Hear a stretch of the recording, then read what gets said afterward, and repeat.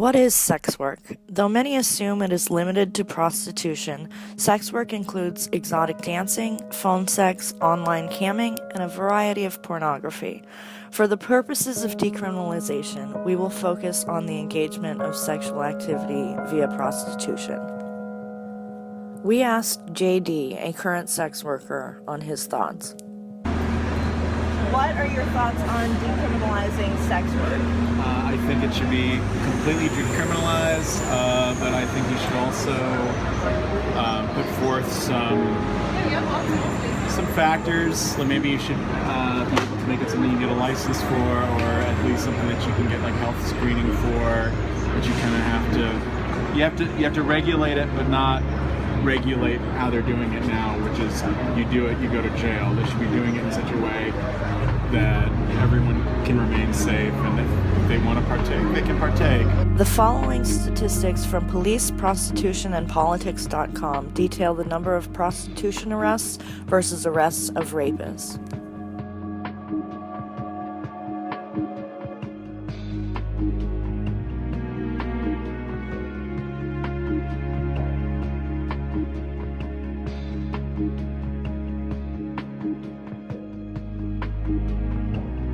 Norma Jean Almodovar is a former Los Angeles police officer turned prostitute who wrote the book Cop to Call Girl and is head of Coyote Los Angeles.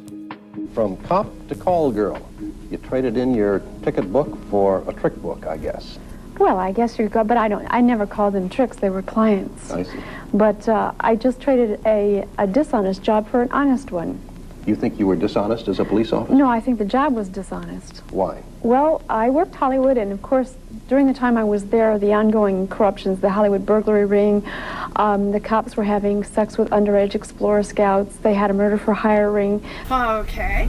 Well, my name is Norma Jean Almodovar, and I am the founder and president of the International Sex Worker Foundation for Art, Culture, and Education. I'm also the executive director of Coyote LA. I am a sex worker rights activist. I'm a writer, I'm an artist, I'm a cartoonist, I'm a wife, I'm a sister. I'm, just like anybody else that has a family and a life. Jack of all that's what trades. I do. The website coyotela.org describes Coyote's goals, including decriminalization as opposed to legalization of prostitution, and the elimination of stigma concerning sex work as an occupation. Coyote stands for Call Off Your Old Tired Ethics.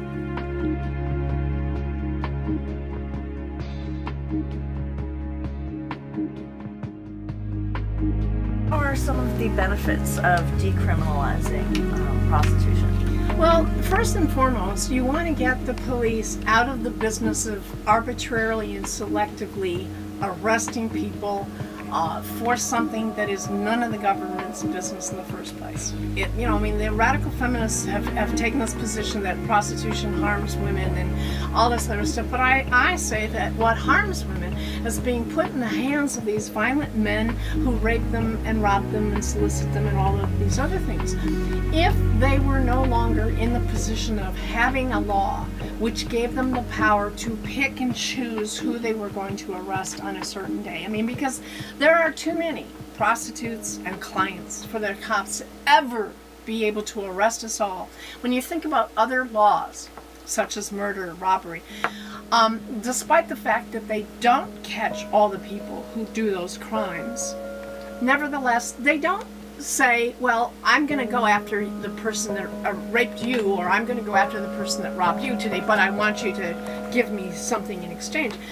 They're expected to go after every robber, every rapist, etc. Not that they do. But in the case of prostitution, if you were to take that power away from them, you would free up the police resources to be able to pursue people who actually commit crimes where a victim reported the crime. The most recent one, because that's really this is all my work, this is what I do. All right. From 1991 to 2014, there were 6,251,076 reported violent rapes and sexual assaults. The police managed to apprehend 651,107 rapists, meaning that over this time period from 1991 to 2014, there are 5,599,969 unsolved cases of rape and sexual assault. But meanwhile, the police arrested 1,899,878 people, adults, for engaging in consenting adult prostitution. So imagine if we were to stop arresting people unless they reported a crime against them and then pursue the person who committed the crime rather than the person who's allegedly the victim and the people who are not committing crimes other than paying for sex, but nobody has reported being a victim of taking the money for the sex. Imagine what benefit to society there would be if instead of pursuing people who want to be involved in prostitution, we go after people who commit real heinous crimes against others. It would be so beneficial, but that would, then you get a look at the thing, okay, what about the argument, my body, my choice? Wouldn't that be great if we could actually go back to that concept and say, yes, truly, what you choose to do as an adult is your choice. A video on YouTube.com entitled Sex Work in New Zealand, the Decriminalization Model, we gain insight to the benefits of the legislation enacted there since 2003. In 2007, 2008, the results of that evaluation were published by the Prostitution Law Review Committee, by the Christchurch School of Medicine, and by the Crime and Justice Research Centre at Victoria University. All of them found that the current law, which decriminalises sex work, is working in favour of sex workers, and it has increased their occupational safety and health, it has increased their protections, and it has increased their human rights. They found, doing a comparison between the old law and the new law, that private sex workers are far more able to refuse a client than they were before. Completely decriminalized, including street work in New Zealand. And of course, some people find that really hard to imagine that sex workers could work on the street, but the way it works out is obviously you have to separate areas where people might do work on the street from residential areas, just like any other business. I mean, it's not appropriate to have a hot dog stand out in front of somebody's house. It's not appropriate to have a brothel out in front of somebody's house. But what happened is in the early 2000s, they worked with the government and they got the laws overturned, which made all acts of prostitution not a crime. And that included, being able to work together with other prostitutes, which used to be charged under running a brothel or pandering or pimping or anything else. And what happened is that the crime rate went down, first of all, and because they were no longer adversaries, when prostitutes, however they worked, were victims of a crime, and yes, of course, they're still victims of crime, just like anybody else can be a victim of a crime.